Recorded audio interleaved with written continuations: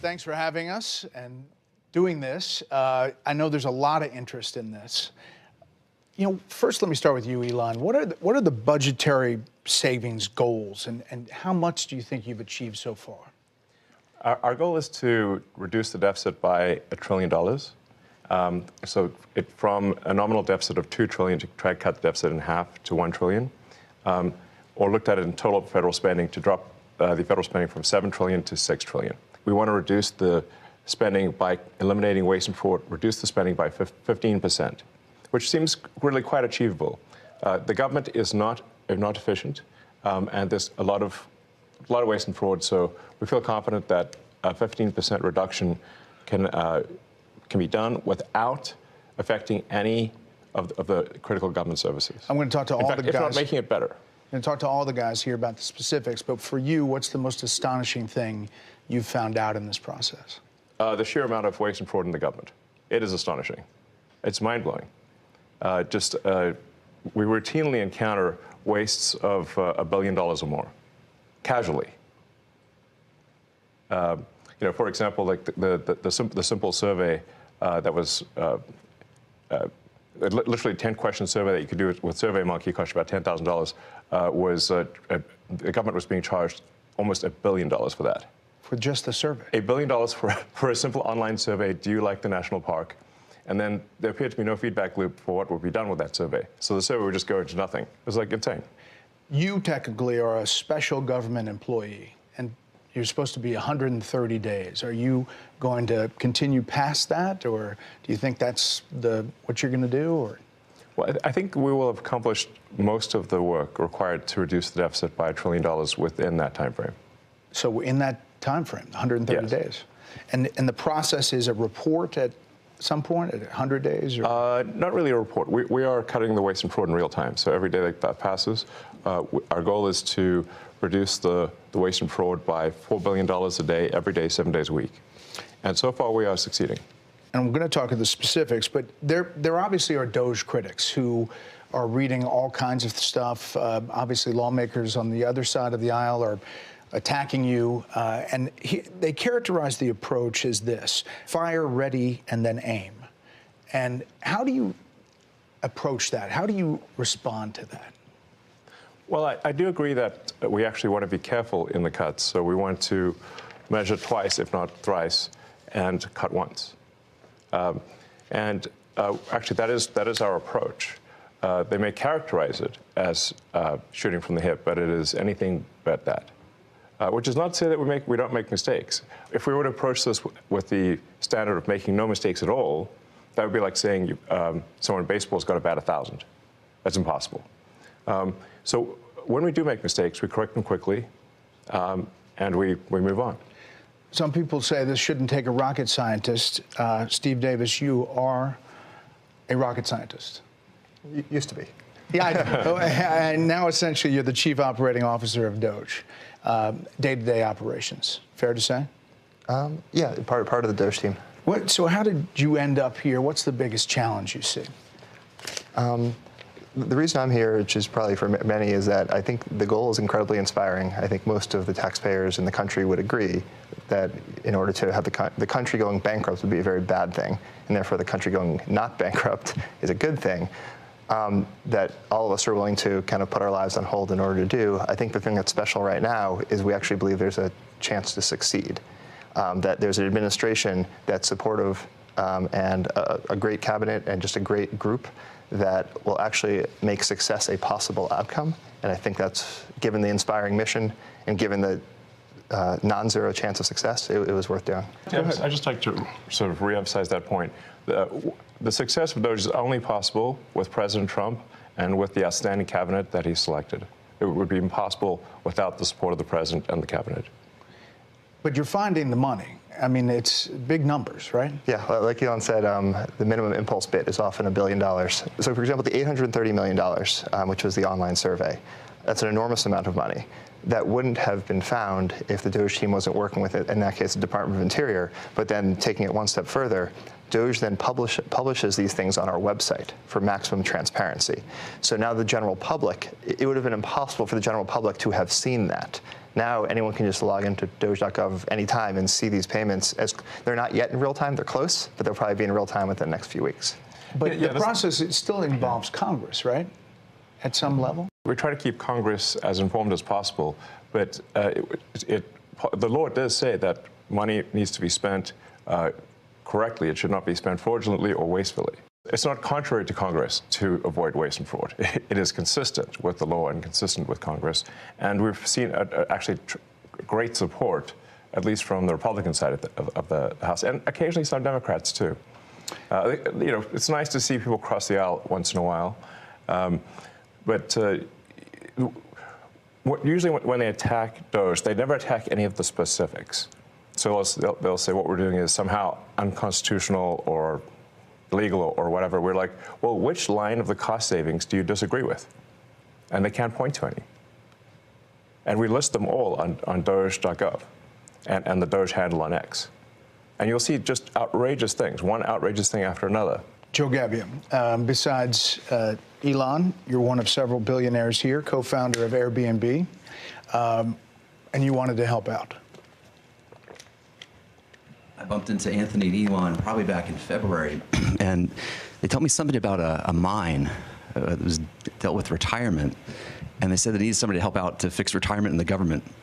I loved the challenge, so I jumped on board, and it turns out there is actually a mine in Pennsylvania that houses every paper document for the retirement process in the government. Now picture this. This giant cave has 22,000 filing cabinets, stacked 10 high to house 400 million pieces of paper. It's a process that started in the 1950s and largely hasn't changed in the last 70 years. And so as you dug into it, we found retirement cases that had so much paper, they had to fit it on a shipping pallet. So the process takes many months, and we're going to make it just many days. Will it be digitized, or how? Absolutely. So this will be an online digital process that will take just a few days at most. And I really think, it's an injustice to civil servants who are subjected to these processes that are older than the age of half the people watching your show tonight. So we really believe that the government can have an Apple Store-like experience, beautifully designed, great user experience, modern systems. Because right now, it's by hand. Yes, the retirement process is all by paper, literally with people carrying paper in manila envelopes into this gigantic mine. So they can't retire more than a certain number every month? Yes. About 8,000 a month. That's how the reason we discovered it was we were saying, like, well, let's encourage voluntary retirement. They said, well, the most they could do is 8,000 a month. And even under normal circumstances, it can take 6 to 9 months just to have your retirement paperwork processed, and they often get the calculations wrong. So we're like, well, why would it take so long to retire? And they're like, well, because of the mine. And we're like, what do you mean a mine? What's a mine got to do with retiring? And that's where we discovered that all the retirement stuff is still done by paper in a process that looks identical to what occurred in the 1950s. Like if you took a snapshot of the mine when it first started in the 50s to today, it looks the same. It's amazing. So how long do you think it'll take to turn over? We're working as fast as we can. Probably next couple of months we'll have this overhauled. And I really think, again, like, why are we subjecting our federal workers to processes that they actually have to go through a training just to retire from the government? There's a whole training program that people have to go through in order to retire. I think we can do better for them.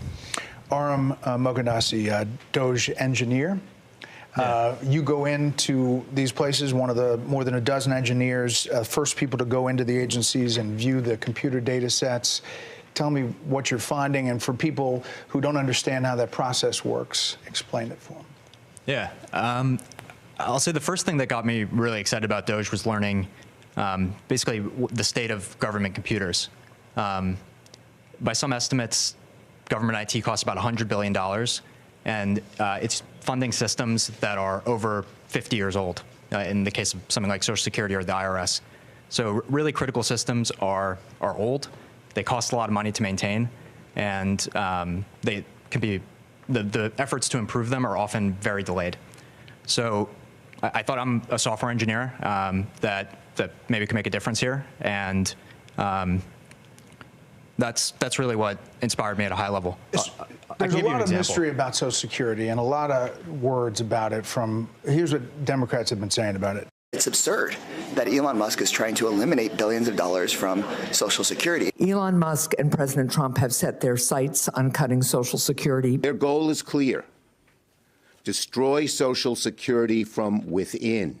You're in the building. I mean, you're in the computers. What's happening there? What are you doing? Yeah, it doesn't line up with my experience on the ground.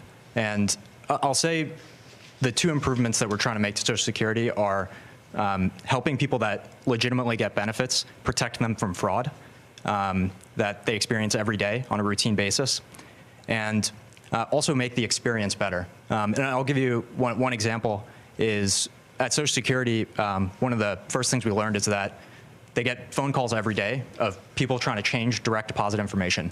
So when you want to change your bank account, you can call Social Security. We learned 40% of the phone calls that they get are from fraudsters. 40%? That's right. Almost half. Yes, and they steal people's Social Security is what happens. Is they call in, they say, they claim to be a retiree, then they convince the Social Security person on the phone to change where the money's flowing. It actually goes to some fraudster. This is happening all day, every day. And then somebody doesn't receive their Social Security. It's because of all the fraud loopholes in the Social Security system. How do you reassure people that what you all are doing is not going to affect their benefits? No, in fact, what we're doing will help their benefits. Legitimate people, as a result of the work of DOGE, will receive more Social Security, not less. I want to emphasize that. As a result of the work of DOGE, legitimate recipients of Social Security will receive more money, not less money. All right. I want to emphasize that point and let the record show that I said this, and it will be proven out to be true. Let's check back on this in the future. So, Washington Post, the Social Security Administration website crashed 4 times in 10 days this month because the servers were overloaded, blocking millions of retirees and disabled veterans from logging into their online accounts. Freaked people out. Is that going to change? Yes, we're going to make sure that the website stays online. Yeah. I mean, but is it a result of going in there No. or something you're doing? No. The amount of issues that were with the Social Security system are enormous. As an example, there are over 15 million people that are over the age of 120 that are marked as alive in the Social Security system. And that's an accurate figure. Yes. Correct. 15 million. Correct. This has been something that's been identified as a problem. Again, pre-existing problems since 2008 at least, from an IG report. So there were some great people working at the Social Security Administration that found this, 2008, and nothing was done. And so 15 to 20 million Social Security numbers that were clearly fraudulent were floating around that can be used only for bad intentions. There'd be no way to use those for good intentions. And so one of the things the DOGE team is doing is carefully and very methodically looking at those and making sure that any fraudulent ones are eliminated. Brad Smith, working at HHS, and obviously another element is Medicare and Medicaid, NIH. What are you finding? Yeah. Well, I'd say there's a couple things we're really committed to in our work at HHS. Number one, making sure we continue to have the best biomedical research in the world. And number two, making sure, which President Trump has said over and over again, that we 100% protect Medicare and Medicaid. But there's a lot of opportunity. So if I take NIH as an example, today, if you're an NIH researcher and you get a $100 grant at your university, today you get to spend 60 of that and your university spends 40 of that. The policy that we're proposing to make is that you get to spend 85 of that and your university spends 15. So that's more money going directly to the scientists who are discovering new cures. Another example at NIH is today they have 27 different centers. They got created over time by Congress, and they're typically by disease state or body system. There's 700 different IT systems today at NIH. 700 different IT systems. IT software systems. They don't communicate. can't speak to each other. And so they don't talk to one another. They have 27 different CIOs. And so when you think about making great medical discoveries, you have to connect the data. Time out. You said 27 different chief information officers? Correct. And most of them are non-technical. So there's a lot there. There's a lot of opportunity. It will make science better, not worse. And when I say that our job is tech support, I really mean it. Yeah. We have to fix the computers. If the computers can't talk to each other, you can't get research done. If the computers can't stay online, people won't receive their Social Security. So what we have here are a bunch of failing computer systems that are preventing people from receiving their benefits, that are preventing people from preventing research from happening, that are extremely vulnerable to fraud, and we're fixing it. And does that include AI? Does that include kind of changing the system overall? That's what I guess what people are afraid of, is they don't know what this is all looking like, and is it going to affect me in the long term? It's going to affect them. It's going to affect people very positively. So the changes that we're doing here will ensure the solvency of the American government, of the United States of America. This is what we're trying to do, is ensure that people do receive their benefits in the future, and you can only receive your benefits if the country is operating in a healthy and competent way. Up next, how the DOGE team plans to streamline some federal jobs and agencies. And later, Elon Musk answers some of your questions that you asked via X. Anthony Armstrong, DOGE, Office of Personnel Management, Morgan Stanley banker, M&A guy. Yeah. You know money, and this is a lot of money sloshing around.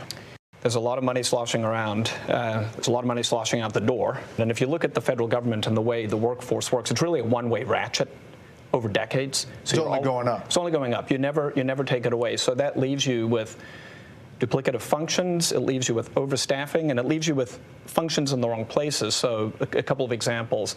Duplicative functions. Brad mentioned 27 CIOs. If you had kept going with Brad, he would talk about the communications office. I think you've got 40 distinct communications offices in HHS, right? Yeah. 40? Yeah, and that's not unusual, by the way. Multiple offices like that. It's not making anyone healthy. This is not about the employees there. There's many hardworking, well-meaning people who took these jobs. These jobs were out there. They applied for them. They took them. They're doing what's there. It's just that they're duplicating the effort of 40 offices. So you've got that. You've got overstaffing. A good example of overstaffing would be the IRS has got 1,400 people who are dedicated to provisioning laptops and cell phones. So if you join the IRS, you get a laptop and a cell phone, you're provisioned. So if each of those IRS officers or employees provisioned 2 employees per day, you could provision the entire IRS in a little more than a month. So 12 times a year, you can re-provision. It doesn't make any sense. Why would you have 1,400 people whose only job it is to give out a laptop and a phone? Right. The whole IRS could be handled once a month. So that doesn't make any sense. And President Trump's been very clear. It's scalpel, not hatchet, and that's the way it's getting done. And then once those decisions are made, there's a very heavy focus on being generous, being caring, being compassionate, and treating everyone with dignity and respect. And if you look at how people have started to leave the government, it is largely through voluntary means. There's voluntary early retirement, there's voluntary separation payments. We put in place deferred resignation, the 8-month severance program. So there's a very heavy bias towards programs that are long dated, that are generous, that allow people to exit and go and get a new job in the private sector.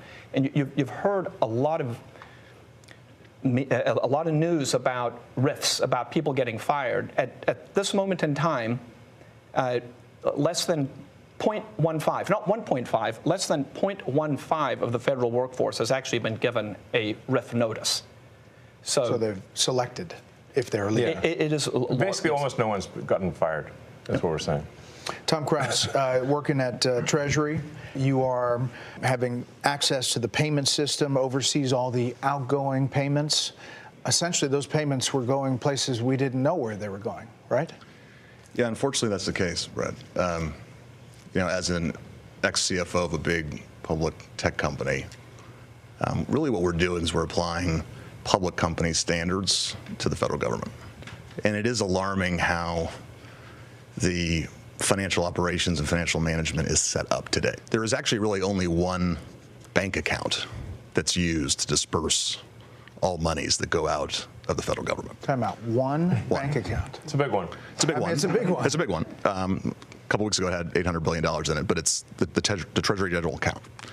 So when you hear, some of my colleagues here, what they're talking about in terms of the fraud, you have to ask, well, why is this allowed to happen at a financial level? Well, it's actually quite simple but alarming. The Treasury, up until now, and thanks to President Trump, we're fixing this. In fact, there's an executive order that he just signed the other day, which is protecting America's bank account, because it really is the taxpayers' money. One, we're changing the culture. The culture is been not a lot of caring and not a lot of commitment to doing what's right relative to financial operations. There's $500 billion of fraud every year. There's hundreds of billions of dollars of improper payments, and we can't pass an audit. The consolidated financial report is produced by Treasury, and we cannot pass it on. We have material weaknesses. What that means is that if I was a public company CFO, I would effectively be removed. I couldn't file financial statements. I couldn't issue securities, which of course we depend on. Can't pass an audit. Right. The federal government cannot pass an audit. It's impossible. In fact, in order to pass an audit, you need the information necessary to pass an audit. You need to have the payment codes, you need to have the payment explanation, and you need to have a person you can contact to understand why that payment was made. None of those things were mandatory until just recently, just a few weeks ago. In fact, maybe last week? Yeah, we're serving 580 plus agencies. And up until very recently, effectively they could say make the payment and Treasury just sent it out as fast as possible. No verification. And so what we're doing is what any household would do. But imagine you're a household, you have a bank account, everyone has an ATM card connected to that account, everyone has a checkbook connected to that account. It's not just your children, it's not just your parents, it's your in-laws, it's your extended family, and they all can go to the account and disperse funds. No questions asked, no justification, no verification. Up next, the DOGE team targets government contracts, and we'll show you what they're finding. Tyler Hassan, Interior Department, you're a former oil company CEO. You're reviewing contracts before they're approved for funding. What are you finding? Well, Elon and Steve kind of stole my thunder a little bit, but I actually found that customer service survey contract. I actually have an example of one right here. I could have done this in high school. And is that right? I found it. Is that bad? I found it on the weekends because under the Biden administration, there was no departmental oversight within the Department of Interior whatsoever. None. We are now reviewing every single contract, every single grant, and when things come to my attention that don't make sense, I'm bringing them to Secretary Burgum, and he's been fantastic. He's a businessman. He's very supportive of DOGE. It's been wonderful to work with him. Is the battle between government of decades and decades of buildup and business, which you guys are, is that like a train hitting each other? I mean, it seems like it's pretty disruptive. Well, this is a revolution, and I think it might be the biggest revolution in government since the original revolution. But at the end of the day, America is going to be in much better shape. America will be solvent. The critical programs that people depend upon will work, and it's going to be a fantastic future. But are we going to get a lot of complaints along the way? Absolutely. You know, one of the things I learned at PayPal was you know who complains the loudest and with the most amount of fake righteous indignation?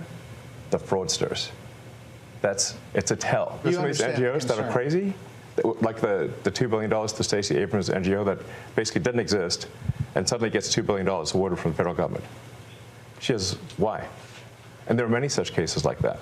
I think that most people, common sense-wise, would say the fraud's got to end. Yeah. They're concerned about the 94-year-old mother who skips a check or somehow doesn't get what she's supposed to get. Right. And what we're trying to say is actually that the 94-year-old grandmother is actually, as a result of DOGE's work, going to get her check. She's not going to be robbed by fraudsters like she's getting robbed today. And the solvency of the federal government will ensure that she continues to receive those Social Security checks, that Medicare continues to work, without which we're all doomed. The reason we're doing this is because if we don't do it, America's going to go insolvent. We're going to go bankrupt. And nobody's going to get anything. Why are you guys all doing it? I mean, you can pipe up, but you don't have to be here, right? I mean, you don't have to be doing this. I have blessed with 4 beautiful children, my wife and I. But we have a real fiscal crisis. And this is not sustainable. And what's worse, back to my children and everyone else's children, is we are burdening them with that debt. and it's only going to grow. Steve, there's not a lot of hierarchy here. You guys are kind of all approaching it in different, silos, but with the same kind of goal, right? I mean, this is really Silicon Valley, private sector colliding with government. Yeah, exactly. And we're headed in a bad path, but the chance of success exists. And just the one that just is in my head right now, which is a fairly mundane one, but I think is very illustrative, is credit cards.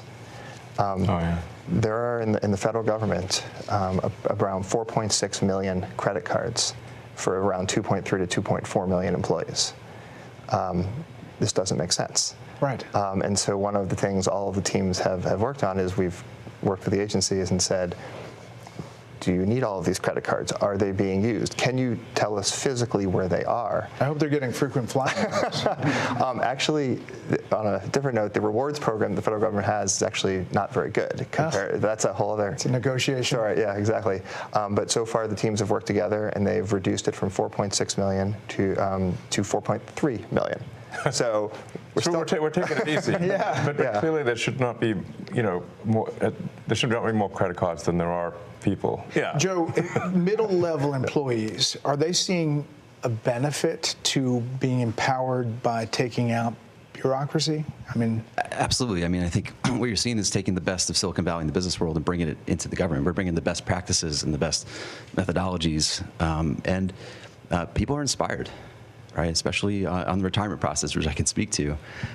They've been trying to modernize and get off of paper since early 2000s, very unsuccessfully. Every attempt has gone over budget and been canceled because it hasn't been successful. And so, I showed up and I feel like I'm here because it's an interesting problem. We can use design to solve it and good engineering, and really create a better experience for everybody. We're talking about elementary financial controls that are necessary for any company to function. So, like, if the federal government, if a commercial company operated the way the federal government does, then it would be immediately go bankrupt. It would be delisted. The officers would be arrested. And the changes we're putting in place will enable the federal government to pass an audit. It will enable taxpayers to know where the money is going and know that their hard-earned tax dollars are being spent well. The ways that the government is defrauded is that the computer systems don't talk to each other. So if the computer systems don't talk to each other, then you can exploit that gap, and fraudsters exploit that gap to take advantage. For example, there were over $300 million of Small Business Administration loans that has been given out to people under the age of 11. Well, actually, to add to it, it's 300 million under the age of 11 and over 300 million to over the age of 120. Definitely. Small business loans. Correct. Yes. The oldest American is 114. So it's safe to say if their age is 115 or above, they're fake. Or they should be in the Guinness Book of World Records. And we should not be giving out loans to babies. So the youngest recipient of a Small Business Administration loan is a 9-month-old, which is a very, very precocious baby we're talking about here. So obviously it was just fraudulent. And they do terrible things. They actually will see that a kid's been born. They will steal that kid's social security number and then take out a loan and leave that kid with a bad credit rating. There was literally a baby. The terrible things are being done is what we're saying. And we're stopping these terrible things. And you can stop it? I mean, we are stopping it. The reason this is happening is because the two systems are not talking to each other. Yes. Right? And so you don't know at the Small Business Administration that you're giving a loan to a 9-month-old, which happened in one case, because you're not cross-referencing that with the Social Security Administration data that has birth dates. So that very, very simple fix eliminates tremendous fraud. And that there are multiple systems across the government where the systems are not speaking with one another. And if you just solve that simple problem, you would solve a huge amount of fraud. Are you surprised? So one of the ways that, like one of the key tricks that the fraudsters pull is that they will use the fact that someone is marked as live, and as sort of just that social security number is marked as live in Social Security, and then get disability and unemployment insurance for a dead person. Because the databases don't talk to each other, all they got was from Social Security is like, is this person alive? Yes, they're not alive. It's falsely marked. Person is falsely marked as alive in Social Security. But they didn't. But that a fraudster can now get unemployment and disability from a dead person. This is happening all the time at scale. Are you surprised at some of the legal efforts and some of the judges that have weighed in? There's about 8 or 10 now of these cases that are at least temporary holds. They're being challenged by the DOJ. Right. Are you surprised by that pushback? Well, it's the D.C. Circuit is notorious for having a very far-left bias. And when you look at the people close to some of these judges, where are they working? Oh, they're working at these NGOs. Oh, they're the ones getting this money. Does that seem like a system that lacks corruption? It sounds like corruption to me. Last thing, do you guys all see this as a patriotic duty? I mean, is that really what this is about? It's essential. Very much I so. do, 100%. I was running 5 businesses in Houston, and I left that. I left great people to do this, and my wonderful wife said, go for it. And here I am. But I feel like this is me giving back to the country. If we don't do this, we're sunk. The ship, unless this exercise is successful, the ship of America will sink. That's why we're doing it. Well, gentlemen, I really appreciate the time today, and hopefully it took some of the myth and mystery out of Doge and what's happening behind the scenes. Thank you. We asked OnX, your platform, for some, questions. And here is C. Sperling. Yeah. He writes, are they happy with the speed at which they're making changes? Are there any changes they would like to make but haven't yet? Well, I think in the context of the government, we're moving like lightning. In the context of what I'm used to moving, it's slower than I'd like. What seems like incredibly fast action by government standards is it's slower than I'd like, to be totally frank. But we're all making solid progress. A very sort of thorny problem, a tough problem, really it's kind of like painful homework, frankly, is reconciling all of the government databases to eliminate the waste and fraud. These databases don't talk to each other, and that's really the source that's the biggest vulnerability for fraud, is the fact that these databases don't talk to each other. So we need to reconcile the databases. It's a frankly painful homework, but it has to be done, and will greatly improve the efficiency of the government systems. We didn't talk about any plans to approach cuts at the Pentagon. You're in there. You know, the Pentagon has not passed an audit in a very long time. I mean, as crazy as it sounds, they will lose $20, $30 billion a year, and they don't know where. They literally don't know where it went.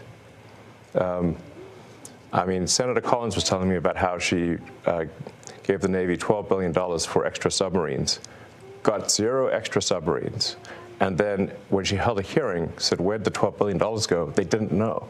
Talking to those guys, and you have a great team from all over the country. You don't have to be here. You don't have to be here. You know, there's now been these many cases of violence and vandalism at Tesla dealerships. How does that affect your employees, your customers? What does it mean to you? Like, how have you taken that in? Well, I think a great wrong is being done to the people of Tesla and to our customers. I mean, Tesla is a peaceful company that has made great cars, great products. That's all it's done. Hasn't harmed anyone. And yet people are committing violence.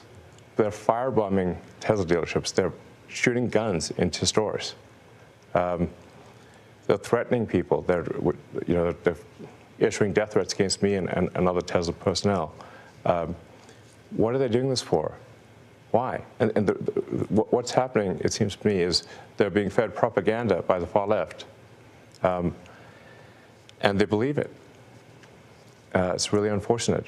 But the real problem is not the people. It's not like the crazy guy that firebombs a Tesla dealership. It's the people pushing the propaganda that caused that guy to do it. Those are the real villains here, and we're going to go after them. And the president's made it clear we're going to go after them. The ones providing the money, the ones pushing the lies and propaganda. We're going after them. And it's been this evolution. I mean, the last administration was going to mandate electric vehicles, and now you see on the far left some efforts to go after electric vehicles. It's quite something. It is ironic. I mean, it seems like the most ironic outcome is the most likely. But, yeah, I mean... Personally, it's got to take a toll. It does. Yeah. It does. I think there's some real evil out there, and we have to overcome it. I mean, you have been called a Nazi, a white supremacist, a fascist. I mean, they've got the sort of their just to normal name playbook. a few. Yeah. I mean, they've still got it. They haven't. I guess they still need to call me Stalin, Mussolini, you know, whatever, Genghis Khan or whatever. I mean, they've called the president all these things. I think at one point there was a magazine cover which said the president was worse than President Trump was worse than Hitler, Mussolini, and Stalin combined. And the president hasn't killed anyone. He hasn't started any wars. In fact, he's good at stopping wars. So this is obviously they're pushing these lies. And why do they push these lies? And I think that we need to hold people responsible for pushing these lies, because those lies almost got the president killed. What's something that people wouldn't know about the president? You're pretty close to him now. You spend a lot of time with him. What's something that people wouldn't know? I think the president is a good man. I think he is an honest man, and I've yet to see him do anything mean or anything that is wrong, that I would say morally wrong. Not even once. You know, a lot is coming your way, but sometimes you say stuff or post stuff that gets attention. You give it out, in other words. Democratic Arizona Senator Mark Kelly posted on X about his trip to Ukraine to push for continuing to send U.S. weapons and support there, and you posted that he was a traitor. Well, why do that? Well, I think somebody should care about the interests of the United States above the interests of another country. And if they don't, they're a traitor. Yeah, but he's a decorated veteran, a former astronaut, a sitting U.S. senator. It doesn't mean it's okay for him to put the interests of another country above America. Obviously, there are some Republicans who think supporting Ukraine is the right thing still, but there is a battle back and forth about how do you think it comes to an end? Well, I think there will be a negotiated peace. And the thing that we should be concerned about is we should have empathy for the thousands of people that are dying every day in trenches, for no movement in the lines. So the borders remain the same. For the past 2 years, thousands of people have died every week for nothing. For what? And I take great offense at those who put the appearance of goodness over the reality of it. Those who virtue signal and say, oh, we can't give in to Russia, but have no solution to stopping thousands of kids dying every day. They just want that to continue forever. I have contempt for such people. I don't want to make that clear. Yeah. So you're optimistic. Because they're virtue signaling, and their lack of a solution means that kids don't have a father. It means that parents lost a son. For what? Nothing. So you're optimistic that the president's plan might work? The president's plan is the only thing that will work. Hey, Sean Hannity here. Hey, click here to subscribe to Fox News YouTube page and catch our hottest interviews and most compelling analysis. You will not get it anywhere else.